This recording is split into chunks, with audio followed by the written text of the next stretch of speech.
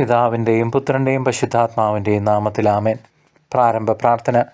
ഞങ്ങൾക്ക് പ്രത്യേക മധ്യസ്ഥനായ വിശുദ്ധ യൂദാശ്ലീഹായെ നിയമിച്ചു നൽകിയ പരമകാരുണ്യവാനായ ദൈവമേ, ഞങ്ങൾ അങ്ങയെ സ്തുതിക്കുന്നു. അങ്ങ് ഞങ്ങൾക്ക് നൽകിയിട്ടുള്ള എല്ലാ അനുഗ്രഹങ്ങൾക്കും ഞങ്ങൾ പൂർണ്ണ ഹൃദയത്തോടെ നന്ദി പറയുന്നു. ആ വിശുദ്ധനിലൂടെ അങ്ങേ കൃപാകടാക്ഷം ഞങ്ങളുടെ മേൽ തിരിക്കണമേ. കാരുണ്യവാനായ ദൈവമേ, വിശുദ്ധ യൂദാശ്ലീഹ വഴിയായി ഞങ്ങൾ അർപ്പിക്കുന്ന ഈ പ്രാർത്ഥന അങ്ങ് കരുണാപൂർവം സ്വീകരിച്ച് ഞങ്ങളെ അനുഗ്രഹിക്കണമേ. സകലത്തിൻ്റെയും നാഥ എന്നേക്കും ആമേൻ. വിശുദ്ധ യൂദാശ്ലീഹായോടുള്ള നൊവേന 3-ാം ദിവസം. വിശുദ്ധ യൂദാശ്ലീഹായെ, പ്രത്യാശയിലും തികഞ്ഞ ആത്മവിശ്വാസത്തിലും ഞങ്ങൾ അങ്ങയുടെ സഹായം തേടുന്നു. നിരാശരായവരുടെ സഹായമായവനെ, ഈ ദുരിത സമയത്ത് ഞങ്ങളെ കൈവിടരുതേ. ഇപ്പോൾ ഞങ്ങൾക്ക് ആവശ്യമുള്ളതും ഞങ്ങൾ അന്വേഷിക്കുന്നതുമായ നന്മ നമ്മുടെ രക്ഷകരിൽ നിന്ന് ഞങ്ങൾക്കായി നേടുക.